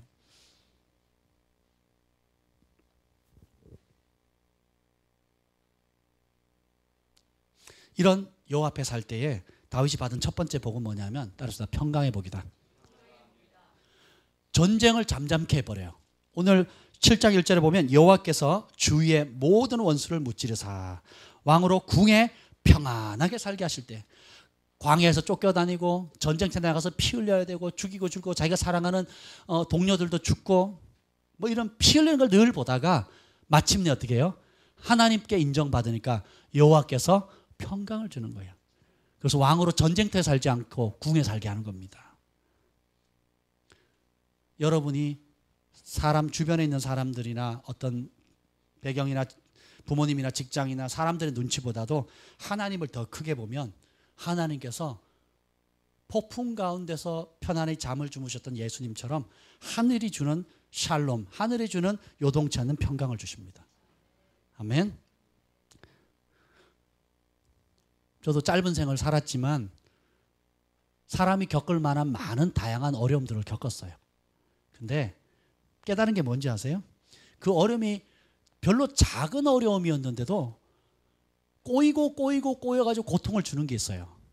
근데 굉장히 심각하고 어렵고 긴박한 문제인데도 너무 평안한 경우가 있어요. 그 차이가 뭔지 아세요? 하나님과 나 사이의 거리예요. 좀 더 정확하게 표현하면 하나님 늘 가까이 계시는데 내가 얼마나 하나님께로 가까이 가느냐, 얼마나 하나님께서 나와 가까이 계신 것을 인정해 드리냐에 따라 달라지는 겁니다. 마치 그 폭풍의 눈이라고 있잖아요. 폭풍이 막 치면 그 안에 눈이 있잖아요. 이 눈이 아닌 거 알죠? 예. 폭풍의 눈, 아니 우리 어린이들을 위해서 그 눈 한가운데, 자 폭풍 가로 갈수록 얼마나 그게 어려워요. 그걸 뚫고 들어가서 어떻게 해요? 폭풍의 눈 속에 들어가면 어떻게 해요? 어려하거든요. 햇살이 쨍쨍합니다. 할렐루야. 여러분들이 마찬가지예요. 주님 없이, 주님을 인정하지 않고 주님께 가까이 하지 않고 지내면 작은 문제도 심지어 여러분을 죽음으로까지 몰아갈 수 있어요. 예를 들면 헤롯 왕이 설교를 하니까 백성들이 신이다 이랬단 말이에요. 근데 그가 하나님께 영광을 돌리지 않으니까 어떻게 죽어요? 축 먹어 죽어요. 다시 말하면 벌레 한 마리가 그 속에 들어가서 그 사람을 죽여버린 거예요. 제국을 다스리는 왕이 벌레 한 마리 죽는 거예요. 하나님을 인정하지 않으니까. 또 발병 나서 죽은 사람 있죠. 누구였죠? 아사 왕이죠. 예, 아사 왕이 하나님을 의뢰함으로 게임도 안 되는 질 수밖에 백전백패할 수밖에 없는 그 환경 가운데 여호와를 의뢰했더니 전쟁 승리합니다. 근데 마지막에는 어떻게 해요? 자기 발에 병이 났는데 누구로 의지해요? 하나님을 의지하지 않고 자기 인간적인 방법으로 의뢰합니다. 그래서 어떻게 돼요? 발병이 나서 3년 동안 병치료하다 죽습니다. 그런데 우리가 주를 의뢰하게 되면 어마어마하게 큰, 다윗의 삶 전체가 뭐예요? 전쟁이었잖아요. 그리고 다윗의 고백을 보세요. 사무엘하 22장을 보세요. 자기보다 강한 적군을 무지무지 많이 만납니다. 그 많이 만나는 가운데 하나님께서 승리 주시는 것을 경험해요. 왜요? 여호와 앞에 있었거든요. 하나님을 가까이 인정해 드렸거든요. 그래서 여호와 앞에 살면 여러분의 삶의 과정 가운데 어떤 자녀의 문제, 또 재정의 문제, 관계의 문제, 여러 가지 어려운 문제가 있다 할지라도 하나님이 주시는 평강이 임한다는 거예요. 그 평강은 단순히 마음이 편하다 이게 아니에요. 하나님이 예비하신 안전한 곳에 들어가는 겁니다. 샬롬은 뭡니까? 가난에게 샬롬은 뭐예요? 부요입니다. 질병에게 샬롬은 뭐예요? 건강인 거예요. 아멘. 미움과 다툼이 있는 곳에 샬롬은 뭐예요? 용서와 화해인 거예요. 여러분의 삶에 이끌어가는 모든 전쟁들 가운데 하나님께서 샬롬하게 하시는 거예요. 두 번째 복은 뭐냐면 주권자로 세움을 받는다는 겁니다. 8절에 보면 내가 너를 목장 곧 양을 따르던 데에서 데려다가 내 백성 이스라엘의 주권자로 삼았다. 양치기가 왕이 된 거예요. 누가 세웠다고요? 하나님이 기뻐하면 양치기라도. 자 보세요. 이스라엘의 초대 왕이나 둘째 왕이나 배경이 뭐예요? 첫 번째 왕은 베냐민 지파예요. 이스라엘 지파 중에 가장 유약한 지파예요. 배경이 없는. 그래야 하나님이 세웠다고 믿을 게 아니에요. 그래야 하나님께서 은총을 받았다 하지 않겠습니까? 승리하면 다른 지파, 강한 지파에서 강한 사람을 뽑았다면 전쟁에 나가 승리하면 누구의 힘으로 이겼다 그러겠어요? 내 힘으로 이겼다 그럴 거 아니에요. 근데 하나님은 자신의 영광을 빼앗겨요, 안 뺏겨요? 조금도 안 뺏겨요. 그러니까 어떻게 해요? 안 될성 싶은 사람을 고르는 거예요. 안 될성 싶은 사람. 이건 안 될 수밖에 없다. 봉수. 안 될 수밖에. 우리 승만. 안 될 수밖에 없는 환경이에요. 우리 다 보세요. 자신을 보세요. 보세요. 안 될 수밖에 없는 그런 인간을 뽑으세요. 그리고 어떻게 해요? 다스리는 자로 세워버리는 겁니다. 그러면 내가 할 수 없었구나. 광부의 아들이 어떻게 그걸 할 수 있겠어요? 깨어진 가정에서 자라는 아들들이 어떻게 그걸 하겠습니까? 배경이 없는 사람이 뭘 하겠어요? 그래서 하나님이 하셨다라고 말할 수밖에 없는 거죠. 세 번째 복은 뭐냐? 그의 이름을 창대케 하는 겁니다. 한번 읽어봅시다. 9절 7장 9절 한번 읽어봅시다. 시작. 내가 가는 모든 곳에서 내가 너와 함께 있어 내 모든 원수를 내 앞에서 멸하였은즉 땅에서 위대한 자들의 이름같이 내 이름을 위대하게 만들어 주리라. 아멘. 여러분의 이름을 위대하게 만들어 주시는 하나님. 여러분 이름이 안 드러나는 것이 겸손이 아니에요. 드러나야 됩니다. 왜요? 여러분의 이름이 드러나면 여러분 안에 계신 예수님의 이름이 드러나게 돼요.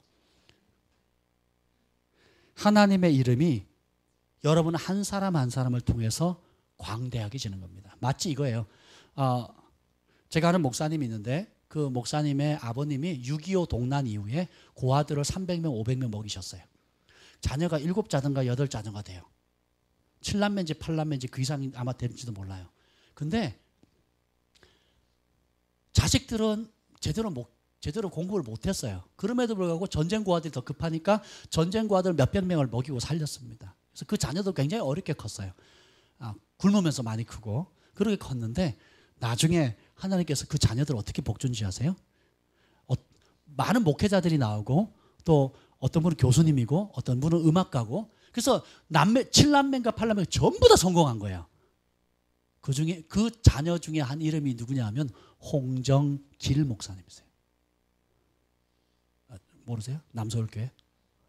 우리나라 복음주의 3인방 중에 한 분이에요. 옥하는 목사님, 홍정길 목사님, 오늘교회 하영주 목사님. 아멘. 그분 북한 엄청 도우시거든요. 그리고 선한 일 많이 하시거든요. 정말 많이 하시거든요.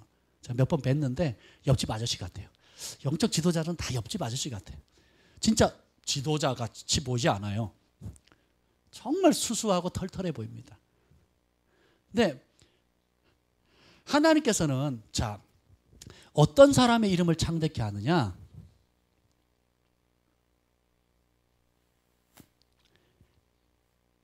하나님께 자신의 전부를 건 사람이에요. 아브라함 하나님 말씀하시면 거기에 전부를 걸어요.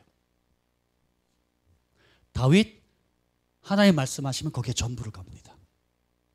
성경에 유명한 이름 대보세요. 모세, 아브라함, 다윗, 사무엘. 사무엘은 어릴 때부터 죽는 날까지 삶 전체를 하나님께 드리잖아요. 나 시즌으로. 그죠?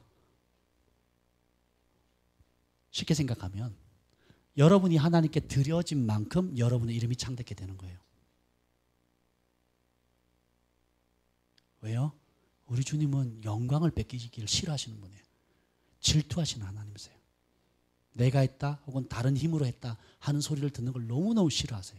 반면에 내 아들을 통해서 행했다, 내 딸들을 통해서 했다는 걸 너무너무 기뻐하세요.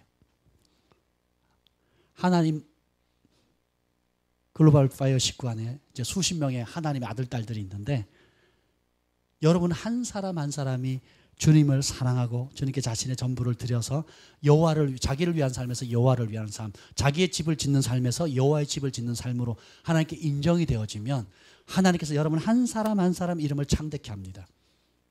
용맹한 군사로, 거룩한 부자로, 그리고 놀라운 기업가로, 또 탁월한 지도자로 각자 자기 영역에서 이름을 창대케 하세요. 그래서 사람들이 묻습니다. 그 비결이 뭡니까? 어떻게 그렇게 위대한 왕이 됐습니까? 어떻게 그렇게 위대한 사업가가 되었습니까? 어떻게 그렇게 자녀를 잘 양육했습니까? 어떻게 그렇게 놀라운 음악적 재능을 발휘할 수 있습니까? 어떻게 그렇게 예술적인 재능을 발휘할 수 있습니까?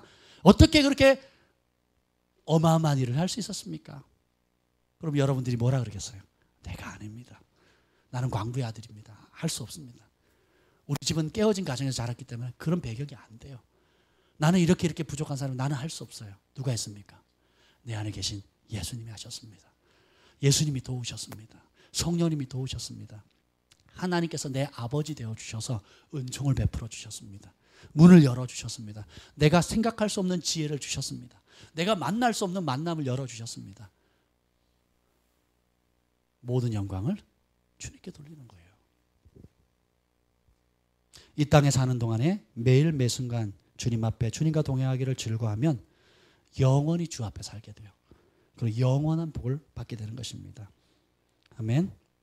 그러할 때에 은총이 임하고요. 다섯 번째는 또 뭐냐면 따라합시다. 여호와 앞에 사람이 살게 되면 하나님께서 복을 주시는데 어떤 복을 주시냐면 따라합시다. 사람의 매와 인생 채찍을 주신다. 뭐 별로 안 기뻐하시는 것 같은데 그래도 어쩔 수 없어요. 자, 14절 읽어보겠습니다. 14절, 7장 14절 읽읍시다. 시작. 나는 그에게 아버지가 되고 그는 내게 아들이 되리니 그가 만일 죄를 범하면 내가 사람의 매와 인생의 채찍으로 징계하려니와. 아멘. 본인도 잘 되고 본인의 자녀도 잘 돼요. 근데 그냥 어휴 이쁘다 버릇없는 아이로 키우는 게 아니에요. 그냥 내 새끼 귀엽다, 내 새끼 최고다 그러고 끝나는 게 아니에요. 뭐예요? 사람의 매와 인생 채찍으로 훈계하셔요. 왜요? 하나님은 여러분이 잠깐 성공하는 거에 관심이 없습니다. 영원한 승리를 주길 원하세요. 피겨 스케이팅 그 금메달리스트 그 김연아 선수가 한 해 자빠지는 횟수가 얼마라고요?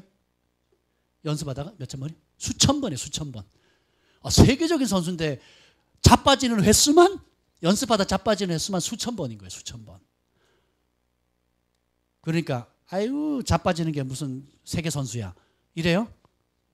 그 자빠짐이 있었기 때문에 결정적인 순간에 안 넘어지는 겁니다. 그리고 자신의 기량을 다 발휘할 수 있는 거예요. 그 최종적인 그 올림픽에서 최종적인 메달을 딸 수 있는 거예요. 왜요? 평소에 자빠져 봤거든요. 이렇게 하면 자빠지는구나, 저렇게 하면 자빠지는구나. 그래서 결정적인 순간에 안 자빠지려면 이렇게 해야 되는구나 라고 느끼는 겁니다. 다윗도 하나님께 범죄했고 솔로몬도 하나님께 범죄합니다. 근데 하나님께서 그 범죄를 통해서 어떻게 해요? 사람의 매와 인생의 채찍의 훈계를 통해서 돌이키게 만드는 거예요. 이 하나님의 법을 떠나면 인생의 채찍과 사람의 매를 당하는구나. 여기 당하신 분 손 들어보세요. 네. 안 드신 분은 당하실 거예요. 그래서 깨닫는 게, 당하고 나니까 깨닫는 게 뭐예요? 아, 하나님의 법 안에 있는 게 최고구나. 순종하는 게 최고구나. 아내는 남편에게 순종하고 남편은 아내를 사랑하고, 그죠? 권위 아래 거하고, 그리고 이 법이 최고의 법이구나. 빨리 깨닫는 게 축복이에요. 더디 깨달을수록 인생 채찍과 사람의 매를 당하게 되는 거예요. 직장 가도 늘 괴로워요. 교회로 옮겨도 늘 괴롭습니다. 새로운 사업에도 괴로워요. 왜요? 이 법 안에 들어오지 않는 한. 교회를 다닌다고 여러분 복을 받는 게 아니에요. 교회 다니면 유익할 수는 있어요. 왜요? 말씀을 들을 기회가 더 많으니까. 근데 교회를 다니는데 여전히 말씀을 안 지키고 자기가 이전에 들었던 교리적인 가르침이나 자기가 습관적으로 했던 전통에 묶여 있다면 여전히 괴로운 거예요. 사역자들도 마찬가지입니다. 이 교회 저 교회 떠도는 사역자들이 있어요. 왜 그래요? 하나님이 다루고자 하는 각자의 문제가 있어요. 연단을 시키시거든요. 인생의 채찍과 사람의 매로 연단을 시키는데 그걸 통과를 못하는 거예요. 못 통과하고 이 교회가 문제가 있어. 저 교회가 문제 있어. 저 목사님이 문제야. 뭐가 문제야? 아무개 집사님이 날 괴롭히는 누가 문제야? 라고 하면서 결국 어떻게 해요? 떠돌이게 되는 겁니다. 예외가 없어요. 여러분도 마찬가지입니다. 근데 하나님께서 그것을 허락하는 이유가 뭐냐면 잠깐 있다 사라질 썩어질 복이 아닌 영원히 지속되는 하늘나라의 복을 쌓도록 하기 위해서입니다. 아멘. 따라서 합니다. 무너질 것은 반드시 무너져야 된다. 흔들릴 것은 빨리 흔들려야 한다. 우리 안에 내가 하나님 거라고 생각했던 것, 내가 옳다고 생각했던 것인데 하나님 기뻐하지 않는 것들이 상당히 있어요. 그럼 어떻게 해요? 흔들려야 돼. 빨리. 그거 뽑혀야 돼요. 여러분 흔들리는 이빨 가지고 있으면 기분이 좋아요? 즐겁죠? 어떻게 해요? 빨리 뽑아야 되겠죠? 그렇죠? 뽑아내야 되는 거예요. 무너질 거는 빨리 무너져야 됩니다. 그리고 어떻게 해요? 흔들리지 않을 진리로 세워야 돼요. 그래서 하나님 말씀은 입에는 달지만 속에는 쓸 수가 있어요. 또 반대로 입에는 쓰지만 속에는 달 수가 있습니다. 편하게 생각하고 왔는데 입에는 단데 막상 먹어보니까 이렇게 써. 또 반대로 목사님이 이렇게 쓴소리를 자꾸 하셔. 쓴소리를 왜 이렇게 자꾸 나한테 쓴소리를 하시지? 하고 막 쓴 거 먹기가 쉬워요, 어려워요? 근데 마지못해 억지로 먹었어. 먹었는데 보니까 이렇게 좋은 거를, 이렇게 단 거를, 하나님 말씀이 두 가지가 같이 있어요. 입에 쓰고 배에 달고, 입에 달고 배에 씁니다. 말세의 사람들이 미혹되는 것은 자기가 좋아하는 소리를 듣기를 원하기 때문에 그렇습니다. 그래서 하나님께서 그 미혹을 허락하세요. 자기 욕심대로 살도록. 사람이 욕심의 뜻을 정하면 하나님도 못 말리세요.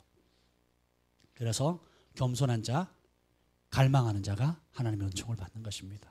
어린아이 같이 우리 소망이가 종종 많이 혼나요. 왜냐하면 순종을 안 해요. 소소한 거예요. 의자에서 내려와라. 안 내려와요.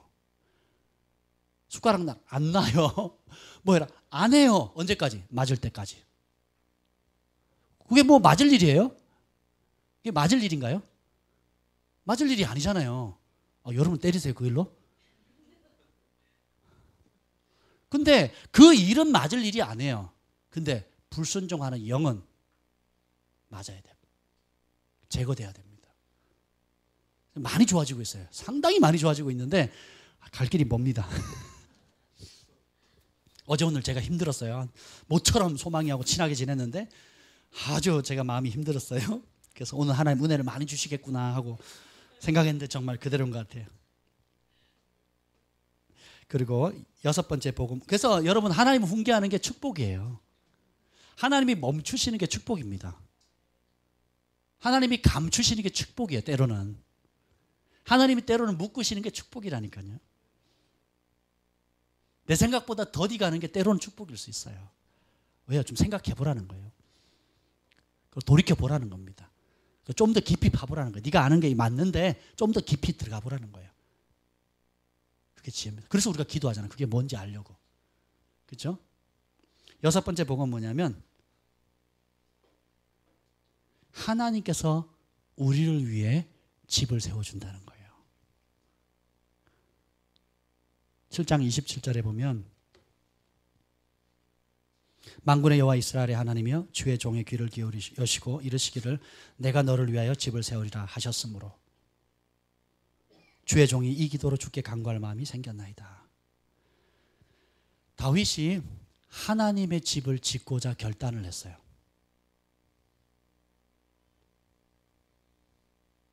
그러자 하나님께서 이렇게 뭐 그런 쓸데없는 짓을 하느냐 하는 뉘앙스였는데 속으로 너무 좋은 거예요. 누군가 그 말 해줬으면 좋았는데, 누군가 좀 내 마음을 알아서 좀 그걸 해줬으면 좋았는데, 하나님의 간지러움을 해도 그만이고 안 해도 그만인데 하나님의 간지러움을 다윗이 시원하게 긁어준 거예요. 아멘. 제가 처음으로 제 옥합을 깨뜨린 게 2번 있었는데 다 하나님의 집을 지을 때였어요. 너무 기쁜 거예요. 내가 작은아마 내가 그걸 할 수 있다는 거에 대해서 너무 기쁜 거예요. 그래서 처음으로 옥합을 2번 깨뜨린 게 다 하나님의 집을 지을 때예요. 어느 목사님이 개척을 하실 때, 어느 개척하신 전사님이 너무너무 어려웠을 때 그 일을 도왔습니다. 근데 그랬더니 하나님이, 내가 하나님의 집을 짓는 일에 내가 할 수 있는 최선을 다했는데 하나님께서는 나의 집을 세워주시는 겁니다. 아멘. 전에 그런 얘기를 했죠. 월급장이가 돈을 저축해가 착착 모아가지고 서울에 집을 살려면 몇 년이 걸린다고요? 안 쓰고 모아도 20년이에요. 안 쓰고 모아도 20년. 안 쓰고 모아도. 근데 뭐 안 쓸 수가 있나요? 때로는 월급보다 더 수입이 그 지출이 더 많을 때가 있잖아요. 그렇죠? 근데 은총이 임하면 집이 한 채가 생기는 게 아니에요. 여러 채가 생깁니다. 이번에 이제 탈북민들 사역한다고 저기 공주에 갔더니 대리석 집이에요. 방이 헤아릴 수 없이 많더라고요. 뒤는 산이고 앞은 이제 논두렁 밭두렁이고요. 그리고 나무들로 둘러싸여 있고, 그 아는 전사님이 보더니 대략 1000평은 되겠대요. 그 부지가 건평이 한 1000평 정도 돼 보인다 그래요.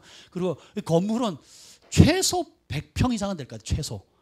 그러니까 단층인데 2층 건물인데 아래층만 한 150평, 100평 이렇게 되는 것 같아요. 그것도 대리석으로. 대리석, 가짜 대리석이 아니라 진짜 대리석으로 해놓은 거예요. 근데 이거 빌려서 쓰냐고 그랬더니 아니래요. 이게 어디 거냐고 그러니까 에스더 기도 운동 원목 거래요. 오늘 어떻게 이걸 샀냐고. 산 거 아니래요. 에스더 기도 운동 본부가 전국 곳곳에 24시 기도집을 세우되 특별히 북한 선교를 위해서 북한 탈북자 훈련센터를 만들었어요. 본부에 있어요. 근데 그 북한 선교를 위해서 탈북자들을 돕는 이 일에 대해서 열심히 선한 일을 하니까 그 집을 가지고 있던 사람이 기증을 한 겁니다. 사람이 내 집이 아니라 하나님의 집을 위하면 하나님이 우리의 집을 채워주는 거예요. 저는 여러분이 그런 복을 많이 받았으면 좋겠어요. 김현호 목사님이요, 목회 처음 시작하면서 그 시골에 돈 없고 평생 집을 가지려고 꿈도 못 꿨던 사람들, 정말 지금도 가난한 사람들이에요. 광주에 지금도 가난한 그 사람들에게 거의 성도들에게 거의 100채의 집을 사줬어요. 여러 가지 루트를 통해 가지고 가난한 성도들이 왔는데 오는 사람마다 집을 사주는 거예요. 여러 방법들을 통해 서로 도와가지고. 그랬더니 하나님께서 김현우 목사님에게 건물을 2채나 준 거예요. 광주역에서 차로 5분 거리에 4층 건물을 줬습니다. 그 옆에 건물 또 사는 거예요. 그리고 서울에도 지금 건물이 또 집이 2채나 더 샀는데, 한 채 더 생겼는데 또 한 채 더 생길 것 같다고 지금 그러고 계시는 거예요. 왜요? 먼저 하나님의 백성들, 하나님의 나라를 꿈꾸니까 하나님께서 어떻게 해요? 더 큰 걸 주시는 거예요. 우리가 여호와의 집을 위하면 주님은 우리의 집을 위하시는 겁니다. 그래서 제가 옥합을 깨뜨릴 때마다 하나님께서 다음 단계의 재정적인 복을 주셨어요. 그 다음 단계의 관계의 문을 열어주셨어요. 다음 단계의 은총의 문을 열어주셨어요. 왜냐? 하나님은 돈이 필요치 않은데 우리가 돈에 집착하거든요. 왜요? 물질이 있는 곳에 마음이 가거든요. 싫은 사람은 그 떡볶이도 사주기 싫어요. 근데 좋은 사람은 내가 사랑하는 사람이 어떻게 해요? 수백만 원, 수천만 원이 안 아깝다니까요. 사랑하면. 하나님께서 저에게 훈련시킨 것 중에 하나가 뭐냐면 바닥 쳤을 때 도우라는 거예요. 도움을 받는 사람은 이런 걸 잘 몰라요. 도움을 받는 사람들은. 그냥 아유 목사님 여유가 있으니까 하는가 보다. 또 뭐 여건이 되니까 하나 보다 이렇게 생각을 해요. 근데 저희 부부는 바닥 친 상황에서 통장 제로 상태에서 돕는 거예요. 근데 사람들은 그걸 몰라요. 그러면 내가 그 사람에게 아유 잘 되면 나중에 좀 돌려받겠지 그런 생각 하느냐? 안 합니다. 전혀 그런 생각 안 해요. 하나님이 감동 주셨고 또 내가 그 사람들을 사랑함으로 심는 거예요. 그러면 하나님이 갚으세요. 특별히 내게 못 갚는 사람일수록 하늘의 큰 복이 큽니다. 진짜 여호와 앞에서 여호와의 말씀을 따라 하나님이 갚으시고 하나님이 상 주신다는 걸 믿고 심는 것과 남는 찌꺼기 혹은 여유돼서 조금 남는 차원은 달라요. 진짜 복을 받기를 바랍니다. 진짜 하나님이 기쁘게 받으시는 그런 삶을 여러분이 살았으면 좋겠어요. 남들은 겉으로 드러나는 액수를 바라보지만 하나님은 그 중심을 보십니다. 저희를 돕는 분을 보면 그런 분들이 많아요. 바닥 친 상태에서 돕는 분들이에요. 남아 돌아서 돕는 게 아니고 자신들도 그냥 오늘 내일 하는 거예요. 그냥 바닥 친 상태에서 돕는 거예요. 그런 사랑을 오랫동안 받아와 봤기 때문에 지금도 가끔씩 그런 사랑을 받거든요. 그러면 눈물이 나요. 눈물이. 감격이 옵니다. 근데 이게 하나님의 나라예요. 사랑함으로 드려지는 거예요. 내가 쌓은 것에 기초한 것이 아니라 사랑함에 기초해서 나눠주는 거예요.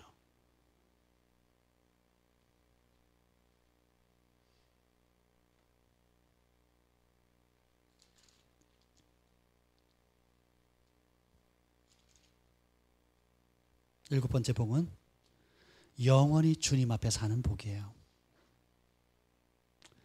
29절 읽어봅시다. 29절. 다윗의 소원 29절 읽어보겠습니다. 시작. 이제 청하건대 종의 집에 복을 주사 주 앞에서 영원히 있게 하옵소서.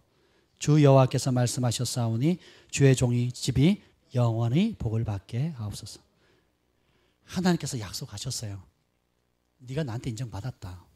그러니까 내가 너를 이 땅에서뿐만 아니라 영원한 복을 주겠다. 다윗의 소망은 이 땅이 아니에요. 내가 얘기했잖아요. 다윗의 야망은 왕권이 아니었어요. 원수 갚는 게 아니었습니다. 자기의 치세를 과시하는 게 아니었어요. 여호와께 청하였던 한 가지 곧 그 일을 내가 구하리니. 다윗의 소망은 여호와 그분 자체였어요. 하나님 그분 자체를 구하니까 하나님 그분 전 존재를 주기를 기뻐하시는 겁니다. 이것이 요한복음 14장에 예수님의 대제사장 기도잖아요. 아버지와 내가 하나 된 것처럼 저들도 우리와 하나 되게 해주십시오. 나는 주의 것, 주님은 나의 것. 우리 사이에 그래서 신랑과 신부처럼 하나가 되잖아요. 우리나라의 법도 신랑과 신부는 하나잖아요. 그렇잖아요. 그래서 마지막 잔치가 무슨 잔치예요? 예수님과의 혼인잔치예요. 그렇게 하나가 되는 거거든요. 제발 거래하지 마세요. 하나 옆에. 그리고 장례를 당당하게 외치지 마세요. 오늘 지금 여러분 손 안에 있는 그걸로 하나님을 사랑하십시오. 하나님의 백성을 섬기세요. 종의 집에 복을 주사. 그 복이 뭐예요? 주 앞에 영원히 있게 하옵소서. 하나님 앞에 영원히 사는 거예요. 우리 일용자님 좀 나와주시고 찬양합시다. 우리 첫 번째 불렀던 찬양을 한번 부르죠. 내 평생 사는 동안 주 찬양하리. 우리가 이 시간에 함께 기도할 텐데요. 하나님,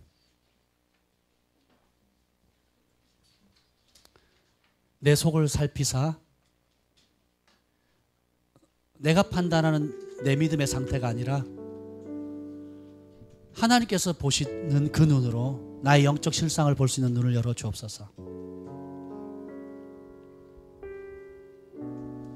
나는 주를 위하고 주는 나를 위하고, 나는 주의 집을 위하고 주는 나의 집을 위하고,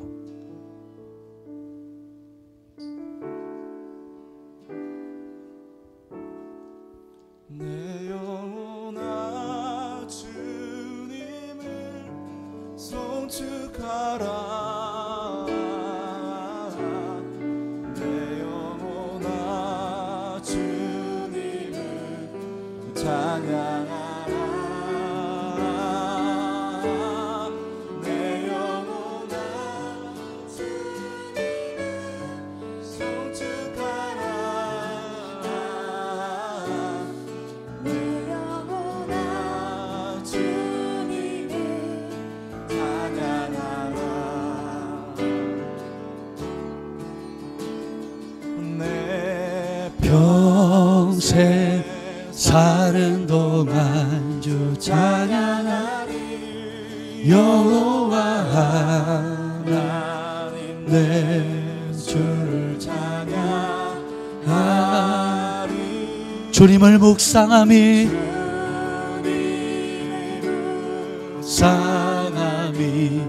즐겁도다. 내 영혼 주 안에서 참 기쁘리. 내 평생 사는 동안, 내 평생 사는 동안 주 찬양하리. 여호와 하나님 내 주를 찬양하리. 주님을 묵상함이 즐겁도다. 내 영혼 주 안에서 참 기쁘리. 내 영혼아 주님을 송축하라. 내 영혼아 주님을 찬양하라.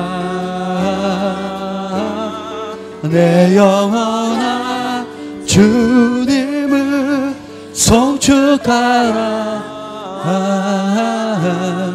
내 영혼아 주님을 찬양하라. 내 영혼아, 내 영혼아 주님을 송축하라. 내 영혼아 주님을 찬양하라. 내 영혼아 주님을 송축하라. 내 영혼아 주님을 찬양하라. 이 시간에 우리가 함께 여러분에게 도전합니다. 다윗처럼 나는 주를 위하여, 주는 나를 위하여, 나는 주의 집을 위할 때에 주님은 또 내 집을 위할 것입니다. 평생을 진짜 하나님 앞에 살기로 결단하는 분이 있다면 그렇게 결단하기로 결정하시는 분, 다시 한번 내가 주님 앞에 살기로 결정하는 분이 있다면 우리 함께 일어납시다. 그래서 하나님, 나는 이제 나를 위한 삶이 아니라 주를 위한 삶을 살기를 원합니다. 내가 내 집을 우선하는 삶이 아니라 주의 집을 위하는 삶을 살기를 원합니다. 내가 한 것이 아니라 하나님이 함께 하셨습니다. 하나님이 하셨습니다. 찌꺼기를 드리는 삶이 아니라, 쓰다 남은 것을 드리는 삶이 아니라 하나님 내 삶의 영역에 최고의 것을 드리는 삶을 살기를 원합니다. 우리 함께 그렇게 고백하시며 나아갑시다. 함께 통성으로 기도합니다. 가라바라바라바라바라바라바 샨다라. 주님이 오늘 이 아침에 다윗의 고백처럼 진짜 하나님 앞에 살기로 결정합니다. 진짜 하나님 앞에 여호와의 기쁨으로, 오직 주님의 기쁨으로, 부분적일 때가 아니라 일평생 하나님 앞에, 일평생 주를 위해, 일평생 하나님과 동행하는 것을 즐거워하는 삶을 살기로 결정합니다. 이제 나를 위한 삶이 아니라 주를 위한 삶으로, 이제 내 집을 챙기는 삶이 아니라 주의 집을 챙기는 삶으로, 주는 나를 위해, 나는 주를 위해, 나는 주를 위해, 주는 나를 위해, 나는 주의 집을 위해, 주는 나의 집을 위해 산 다윗처럼 일평생 여호와 앞에 사는 삶, 사랑의 매와 인생의 채찍을 기꺼이 받으며 영원히 주님 앞에 사는 복을 주시옵소서. 영원히 주님 앞에 여호와의 집에 거하는 복을 허락하옵소서. 주님을 송축하라. 내 영혼아 주님을 찬양하라. 내 영혼아 주님을 송축하라. 내 영혼아 주님을 찬양. 내 평생 사는 동안, 내 평생 사는 동안 주 찬양하리. 여호와 하나님 내 주를 찬양. 주님을 묵상함이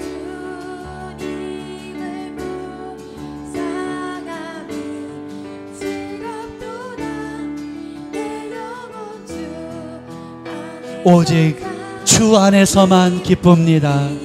내 영혼아 오늘도 주님을 송축하라. 주님을 송축하라. 내 영혼아 주님을 찬양하라. 내 영혼아 주님, 오늘 이 밤에 이 아침 시간에 주님 여호와 앞에 사는 길로 결정하는 자에게 은총을 베푸시옵소서.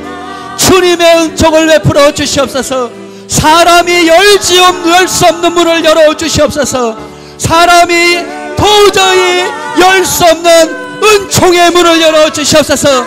사람이 도저히 생각할 수 없는 하늘의 지혜를 부으시옵소서. 사람이 도저히 행할 수 없는 이적과 기적을 행하시옵소서. 여호와와 동행하는 자의 축복, 하나님과 동행하기를 즐거워하는 자에게 부으시는 놀라운 축복을 이 시간에 축복합니다. 나는 주님의 것입니다. 주님은 나의 것이고 나는 주님의 것입니다. 나는 주님을 위하고 주님은 나를 위하고, 나는 여호와의 집을 위하고 여호와는 나의 집을 위하고, 나는 주를 위해 살고 주는 나를 위해 사는 아름다운 삶 가운데 그 길로 나아가기로 결단합니다. 은총을 베푸시옵소서. 그 진실함에 인치시고 여호와의 은총을 베풀어 주시옵소서.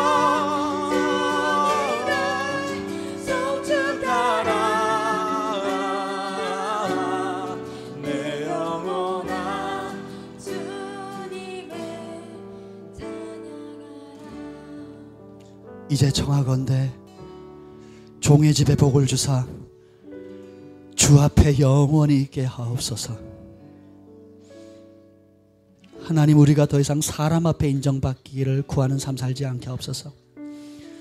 사람들 앞에 보란듯이 내가 이렇게 성공했다고 내세우는 그 방향, 그 헛된 길로 가지 않게 하옵소서.